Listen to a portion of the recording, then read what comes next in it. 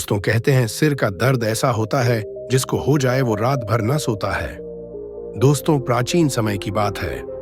एक छोटे से गांव में रमेश नाम का व्यक्ति रहता था जो सिरदर्द से बहुत परेशान था। उसका सिरदर्द इतना गंभीर था कि वह दिन रात बेचैन रहता और किसी भी काम में मन नहीं लगा पाता था। उसने कई वैद्यों और चिकित्सकों से इलाज करवाया लेकिन उसे कोई आराम नहीं मिला।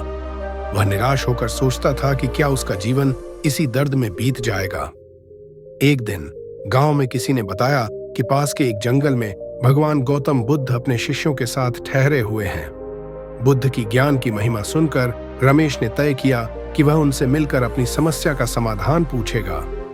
रमेश बुद्ध के पास गया और उनके चरणों में प्रणाम करते हुए बोला, भगवान, मेरा सिरदर्द मुझे जीने नहीं देता।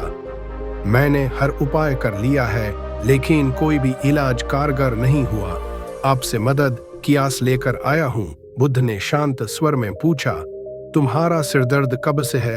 रमेश ने उत्तर दिया, भगवान, मुझे यह सिरदर्द कई वर्षों से है। मैंने हर संभव इलाज करवाया पर कोई फर्क नहीं पड़ा।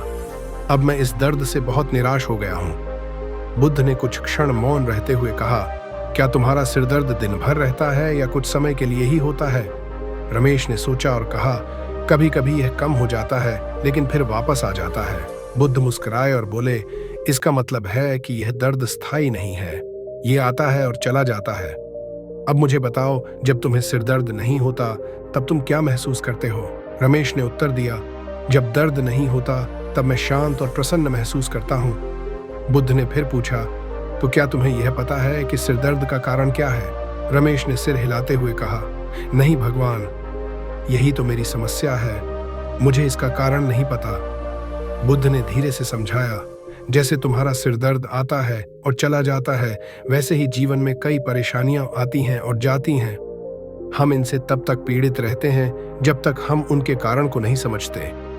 ये सिरदर्द हो या कोई अन्य समस्या, इसका मूल कारण मन की स्थिति होती है।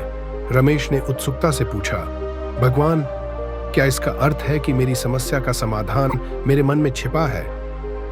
बुद्ध ने सिर हिलाते हुए कहा, हाँ, जब तक तुम अपने मन को शांत नहीं करोगे और उसकी अस्थिरता को नहीं समझोगे तब तक तुम किसी भी समस्या से मुक्ति नहीं पा सकते। ध्यान और संयम के माध्यम से तुम अपने मन को नियंत्रित कर सकते हो। जिस तरह सिरदर्द आता है और चला जाता है वैसे ही जीवन की सभी समस्याएं अस्थायी हैं। उनका समाधान भीतर ही है, बाहर नहीं। रमेश ने बुद्ध के शब्दों को ध्यान से सुना और महसूस किया कि उसका सिरदर्द केवल शारीरिक नहीं था बल्कि मानसिक तनाव का परिणाम था। उसने बुद्ध से ध्यान और आत्मनिरीक्षण की विधियां सीखीं।